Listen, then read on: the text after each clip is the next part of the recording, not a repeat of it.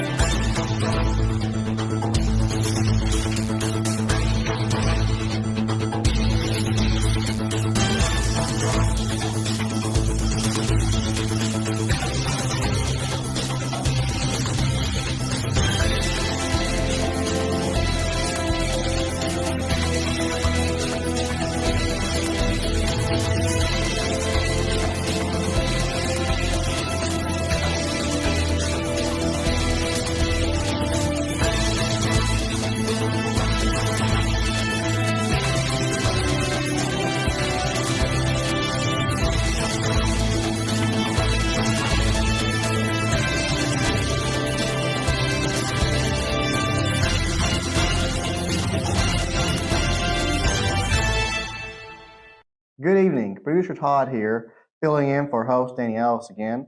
I'm here with Father Elser. Good evening. Good evening. Good to be here. Tonight, we have a special guest, quite a bit of special guests, actually. But our first special guest is Pastor Kevin Barnett from Sutton Baptist Church in Pocahontas. And he is a part of the Pocahontas Ministerial Alliance with Father Elser. And he can come on and explain a little bit more about that and also about the upcoming Community Thanksgiving service and meal. And later on in the episode, we're going to hear from Bazaar Chair Allison Swann, as well as Principal Rebecca Steimel, about the upcoming 2024 Christmas Bazaar. So let's get started. We have a quick overview of upcoming events. As you can tell, the Pocahontas Ministerial Alliance Thanksgiving Community Service and Meal is kind of the focus for tonight's episode. And so when that meal and service is Monday, November 25th at 6 p.m. Right, that's a change from what we had said last time. It was Tuesday. It's been usually Tuesday. This year it's Monday. It's on a Monday. It's going to be at Free Will Baptist Church. And as far as I'm aware, the speaker this year is Dr. Morgan Woodard from First Baptist Church in Pocahontas. So that should be interesting to hear from him, especially many people that know him. He kind of just arrived, I think, right? Yeah, yes, he did. Really nice guy. I've kind of gotten to know him a little bit on the Ministerial Alliance. We've actually gone out to breakfast a time or two, so kind of gotten to know each other. Really nice guy, really down to earth. So yeah, it should be. He looks younger too. It looks like. Yeah, he is. So someone else, in your demographic. Yeah, that's wonderful. That's right. So it'll be good to hear from him. We also, as it's coming out pre-Thanksgiving, 2 weeks before Thanksgiving, actually, KC turkeys are still available to be purchased. They're, I believe, $35, and they can be ordered up to November 24th, that Sunday at noon. It's going to be locked. Don't text anyone. Don't bother anyone. November 24th, noon on Sunday, order Thanksgiving turkey. We also have coming up the St. Paul Christmas Bazaar, which is put on by the St. Paul School and St. Paul PTO. It is Sunday, December 8th. The KCs are cooking again, barbecue. So save that date. We're going to have a lot of treats, a lot of good raffle items. I think one is going to Montana, right? Yeah, Yellowstone, right? Yeah, I think we got a nice trip there. I think that one is only capped at, I think it's 100 tickets. Yeah, very limited. So you got to pay for that ticket to get in on that special raffle. I know item. I'm getting two for a Christmas present because sure. That looks to be a fun trip. Looking a little further ahead, we have Father Michael Works coming in, kind of give Father Elser a break around the first of the year, but also he's going to be put to work, not only doing Mass, but also doing a series of talks up here at the Life Center. So be sure and don't jet off to the Bahamas on New Year's, but stick around and enjoy learning from Father Michael Works. Always good to have him back in town, kind of one of our own, right? Homegrown, so. Now, Father Elser, do you have any kind of things you need to go over with us? Do we have any upcoming events on your end? Well, sure. Just kind of a few things to keep in mind. So kind of speaking of Thanksgiving, on Thanksgiving Day, we will have a Thanksgiving Mass. And, when I first got here, thought of doing it here at St. Paul's, but St. John's, they have their Thursday Masses. So we decided to kind of switch back and forth each year on where we would do Thanksgiving Mass. So this year, it will be over at St. John's. Okay, wonderful. It'll be 9 o'clock in the morning. So hopefully by that time, if you'd like to go to Mass, of course, Eucharist means Thanksgiving. So if you want to make use of going to Mass on Thanksgiving Day, should be 9 o'clock in the morning. Give plenty of time for cooking and things. Travel. Are you going to be traveling? You're going to be being fed here? No, I am going to travel afterwards. Okay, good. Down to visit my family in Little Rock. So wonderful. So that'll be good. We also just to kind of look towards December on a few things. So right after the Bazaar, which is December 8th, Sunday, December 8th, Monday, December 9th is the Solemnity of the Immaculate Conception.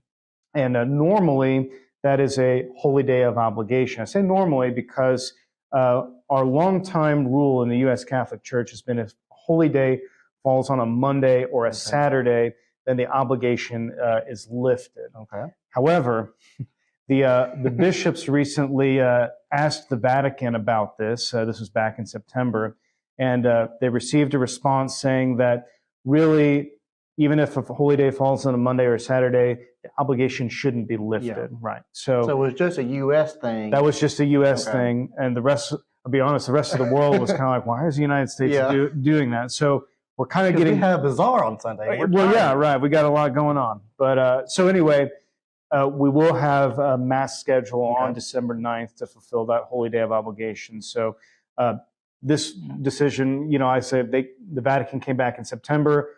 The priests were told about it in October. So, I'm still trying to figure out what a Mass schedule is going to look like and everything. So that'll be to be determined.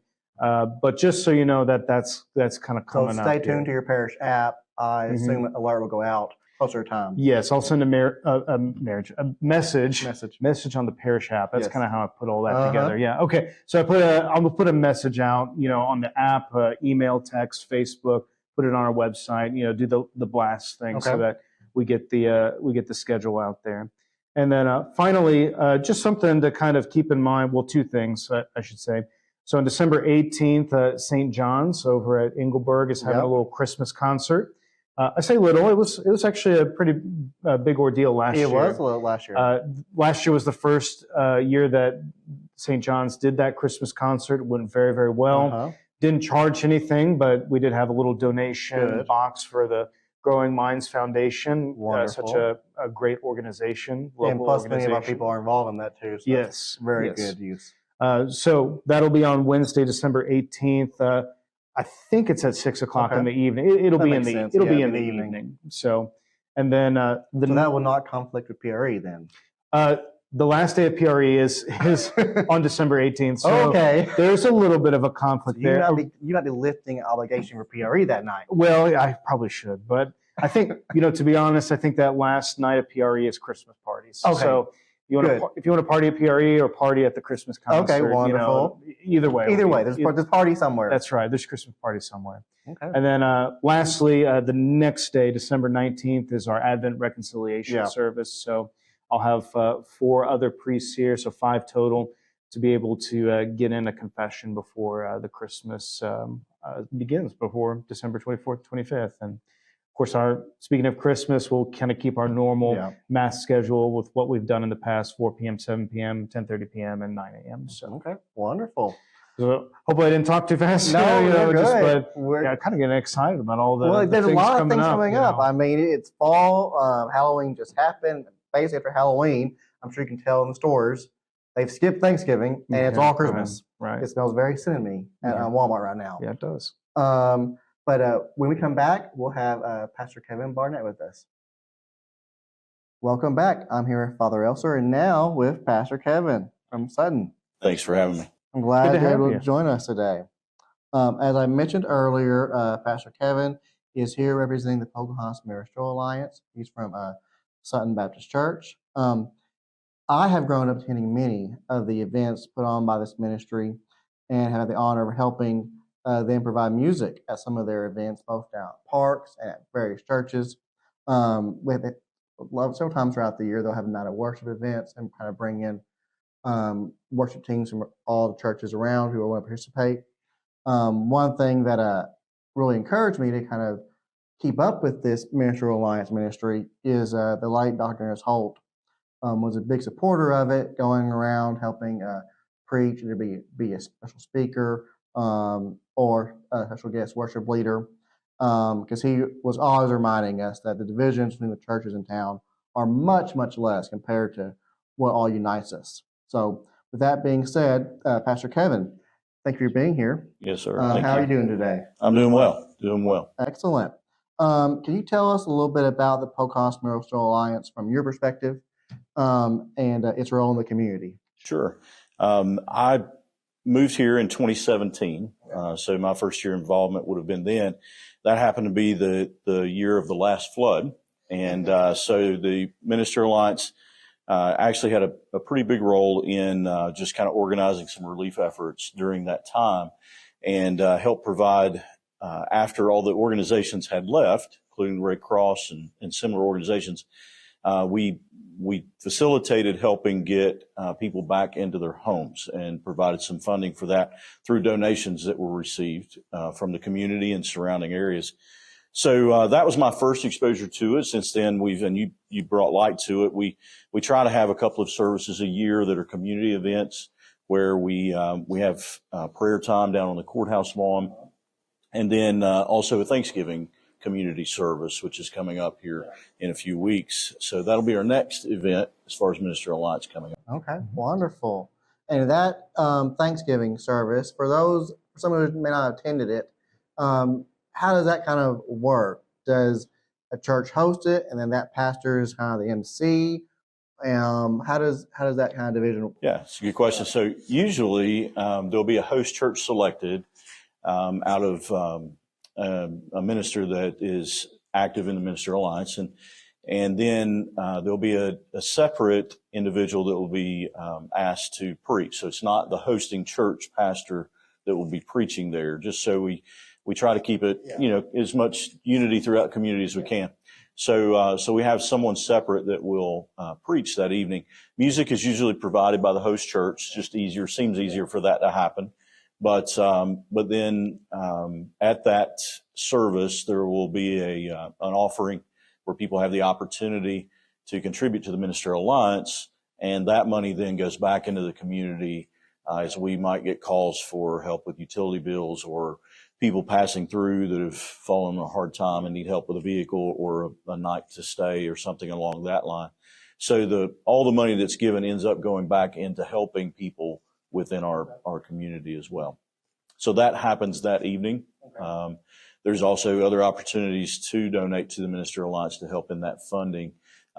People can give to their local church designated in that way, and then the church will send it. Yeah, designated to Ministerial Alliance, right. So Father Elser, you were from Little Rock, so a lot bigger area than Pocahontas. Were there anything like this in Little Rock that you were aware of and you participated in? Well, of course, I'm from Little Rock, so I didn't really kind of minister in Little Rock per se. My last assignment was in Fort Smith, and we did have kind of a ministerial alliance there. Of course, Fort Smith, much bigger city and whatnot. But we of course I was also only there a year, so I didn't get too much involved and whatnot. But they did do a few things in the community, especially around Lent. I remember they would do a lot of things kind of closer to Easter, kind of events together and whatnot. So, but it's been a blessing kind of coming here and kind of getting to be a part of the Ministerial Alliance and everything. I'll be honest, you'd mentioned active members. I really wasn't active when I first got here. Of course, I was new to everything, and then COVID hit. It was just kind of like, it was a lot, but you had a flood, you had a pandemic. Yeah, right. So, but it has been good. Have enjoyed kind of plugging into the Ministerial Alliance and being part of the community. And that's a good. Yeah, I did say active. To be active, all you have to do is show up. So it's pretty easy to become active in that. Right. So we invite all to be a part of that. For sure. Yeah, because I know we had See at the Pole earlier this fall, September. Right. And I know the students at the schools put that on. but I assume that many of the churches kind of help out when they can, or is that a ministerial alliance? Yeah, the Ministerial Alliance actually provides the donuts, the orange juice for that event. It is hosted by the students, obviously being on the school campus, but the Ministerial Alliance is there to help in whatever way that we can. Oh, wonderful. Yeah. Well, thank you both, pastors, for coming today. Oh, yes. And do you have any upcoming events that you're aware of, Pastor Kevin, that Sutton's putting on, either in November or early December, or that you're going to be involved in yourself? Yeah, so we do have some things coming up church-wise. We do have a church-wide, and anyone is invited to come on the Sunday night prior to Thanksgiving, which this year would actually be on November 24th at 6 o'clock. We just have a church-wide meal. We don't go into service. We just all meet back, kind of have a prayer of Thanksgiving, and spend time in fellowship with each other that evening. So it's a potluck. The church provides the meat for it, and everything else is just added to by those that come. There are a lot of desserts there. There is a lot of desserts there. Usually it's a good meal. If you leave hungry, it's your own fault usually. Yes. So anyone's welcome to come and attend that. We'd love to have all. So we have that coming up. We also participate in something called Operation Christmas Child, which is it's a shoebox collection that Operation Christmas Child, which is Franklin Graham's organization. He's kind of the notoriety behind it. But they ship those shoeboxes around the world into 170 different countries.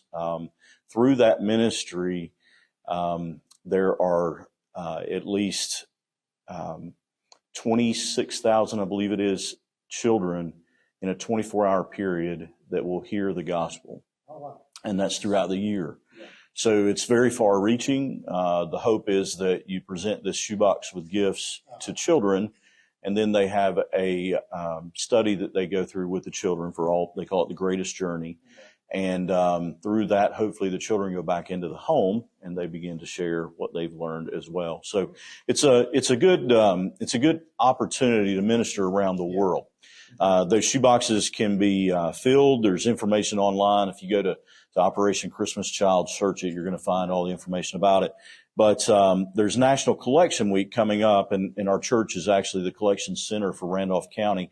That's November the 18th through the 25th, and there's some published hours that we're open. But if you'll call the church, we'll pretty well be there to take those. Yeah. Mm-hmm. So that's coming up. There is something in the community known as Shop with a Cop that's coming up. That's for December. This local community. For this local community, okay. That's right. And there's a committee that handles that. I do know the date for that is December the 10th.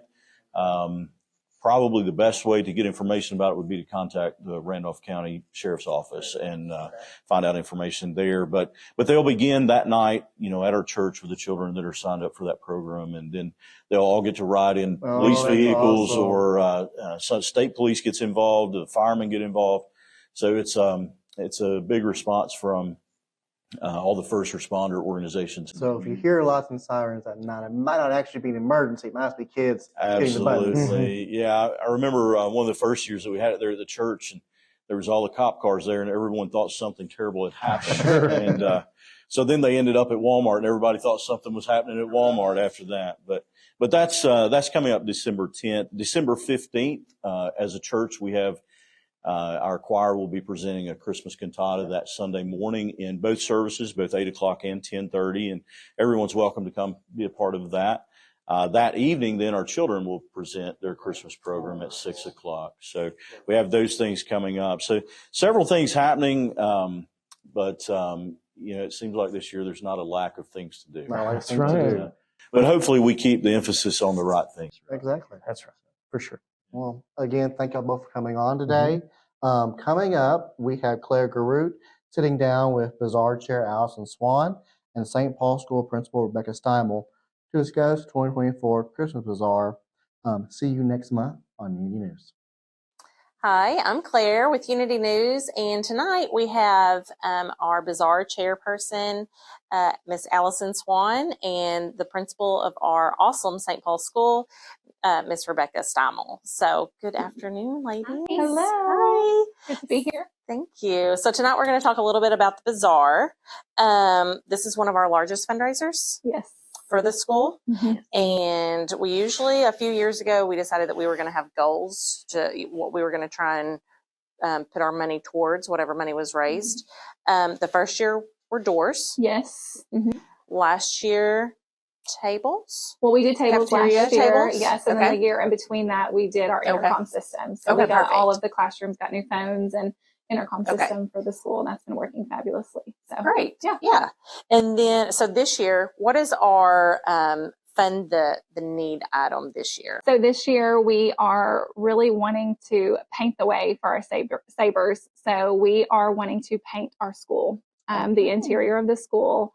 It needs a facelift. If you've been in our building, you have seen that the walls the paint is chipping and they're just, need some updates and stuff, and paint, I think, would go a really long way. So we're looking at painting the entire school on the interior. So, Before we started, you said it's never had a professional paint job? I do not believe that it's ever been professionally painted. I think we've had volunteers. 70s. So the school building is 76 years old. Okay. So that would be a huge Oh, yes, for need. sure. Yeah. So there is been, oil-based paint, and then there's been latex paint all over the oil base. And so there are so many layers of paint on these walls, and that's why they're chipping and just, like we see that here. I'm not sure if, visitors and things like that see that when they come into our building, but we see that, and we want our building to look nice. And it's an old building. So we are going to need upgrades, and we're going to need things, done to the building to keep it going, because we want our school to, look nice and feel nice and be a good place for our students. So paint the way for the savers. Painting the way for the savers. I love that. Yep. Okay, great. So this year, what is our date for the bazaar? December the 8th. The 8th. So that's the second Sunday in December. Yes. And it's going to be like last year. Our 11:30? Is that what time lunch starts? As soon as mass lets out at 11:30, and we will be in the Life Center from 11:30 to 1. At 1 o'clock, we will draw raffles and silent auction item winners, and then we will switch over to the gym at 1:30, and from 1:30 to 3:30, we will have the Kitty Lane Carnival. Okay, that was new last year, right? Yes, having it separate. Having it kind of separate, and it'd be more kid oriented, like at the gym. Yes. Bounce houses, a gingerbread house, games. Cakewalk was at the gym at the Parish Life Center last year. So So we're going to do similar to that, but we've added 2 this year. We're going to have more bouncy houses. We're going to have a slide, several games. We've rented a ton of games, and we're going to have a petting zoo. So we have some animals that are going to be coming. And so we'll have a petting zoo, and then we'll have concessions, cotton candy, snow cones like we did last year. So. Okay. And Santa will actually be in the Life Center this year instead of over at the gym. So we thought that would be a better place for him over there. And so. And new additions that we've made into that side of the bazaar is we've added a new gift shop this year. So we're getting items donated for the gift shop, and then kids, while they're there, will be able to go into the gift shop and shop for mom, dad, aunt, uncle, whoever they want to shop for, and then they'll be able to wrap the present, and then they'll leave with like a present for whoever they're shopping for. So it'll give the kids something to do in addition to Santa while we're in the Parish Life Center side of things. I guess it's silent auction. Mrs. Baltz, our art teacher, Miss Lisa is working closely with the children. She is. And they, the classes will each have something. Yes. So she's working with the students to make a class item for the silent auction. So parents of students in each of those classes can fight over that item, and, we'll go to the highest bidder. So handprint items, just some type of Christmas decor thing that they could, put up on their mantle or hang up or something like that, a canvas painting or something like that. And she's also making ornaments to go into the gift shop for the students that they can purchase for their parents, ornaments and things like that. So that's sweet. That'll be good. Yes. Very kid friendly, a sweet touch to the bazaar. And it'll be nice for them, for parents to have that little keepsake of their class when they were in, kindergarten, their class made that item. So it'll be really neat. Well, that is fantastic. Our meal is provided by the Casey's. So the Knights are going to do the meat for the meal this year, and Dawn's is going to donate the hash brown casserole. And we have other items that are being donated. So we have somebody that's donating the beans, and then we have gift cards that have been donated for the buns and things like that. So everything will be all profit as far as the meal's concerned. Yep. Great. Yeah. That's awesome. That's always good. Yeah, Yeah. that's fantastic. Well, good. So tell me about the raffle items. The raffle items are always a big hit. And this year, there's a few new ones that I'm super excited about. 2 new raffle items that one is a parishioner, right? Is the beef a Yes. parishioner? Uh-huh. Yes. And then another one being a getaway. So tell us about those. We have lots of great raffle items this year. The Ward family has donated 200 pounds of processed beef, $2,600 value. We will be selling those tickets for $20 or 6 for $100. And the other item that we're really excited about is the Harvey family has donated a week's stay at their Yellowstone cabin.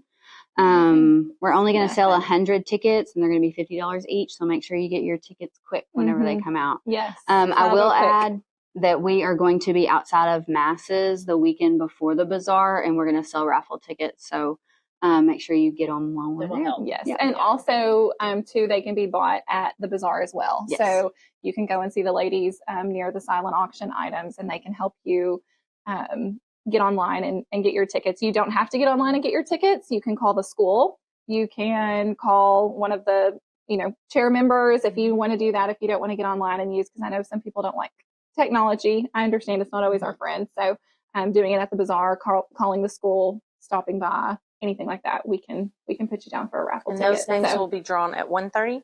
1 o'clock. 1 o'clock. 1 o'clock. Yeah. Okay, great. So as long as we get those, that's awesome. Yeah, those are some really good. Thankful for our donors for those things, because those Right. are some really great and new items. Like you said, new, something different. So, and we'll have those in addition to some of our other raffle items Right. too. Yeah. So, We still have a few of our usuals that still always do well, but these are 2 new ones that bring a little bit more excitement. So for sure. yeah, that's great. And we're super thankful for all of our donors. All of the Absolutely. people that are donating, first off, time and, Right.